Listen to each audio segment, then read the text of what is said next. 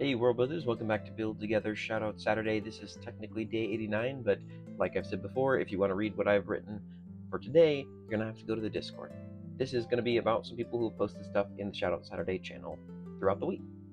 Mike Man has been posting a lot of stuff lately for his new sci-fi setting. He is working on writing a book in the setting, and so that's been really fun to watch. For day 83, I believe, which is What's a Tourist Location in Your World, he wrote about the Hollow Room, which is pretty much a Star Trek holodeck sort of scenario, but instead of just you walking into the room, you have a haptic suit that kind of like impedes movement or makes you feel like certain things. There's even, according to Michael Mann, a pain kind of simulation as well. There's also a couple of like playable realities, like games basically that you can play in it.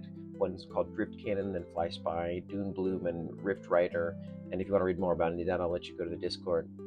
He also wrote this thing about periodology and explaining a little bit more about some of the religious aspects of the sci-fi setting he has, which is a religion based around the periodic table of elements, which I think is really interesting. He's done a cool job making that engaging and kind of fun to read about. Effectively, they have this system of, they believe that when you die, you are discussed with by the gods, and they say, hey, do you want to like do this again, after they show you kind of everything you've done. And depending on what you say, you go back and you do it again, or you kind of functionally cease to exist. Fredwin the Great has been sharing stuff in the Discord lately.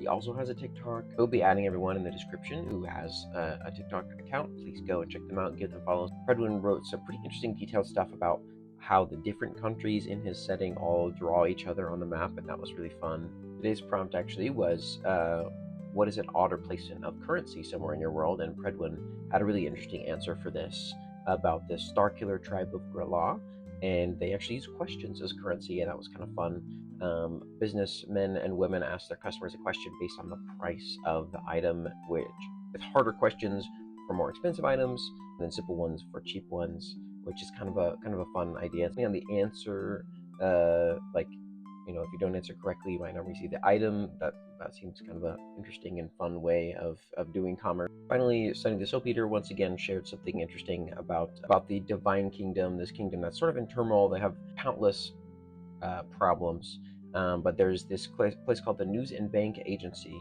that actually uses these special tokens as currency, because they're trying to fly under the radar of the kingdom, because the kingdom does in about an 85% tax. If you want to read more about that, I would definitely recommend checking out the Discord. Sunny has shared a lot of stuff about the Divine Kingdom and all of this interesting stuff. So thanks for watching, and thanks to everyone for building together.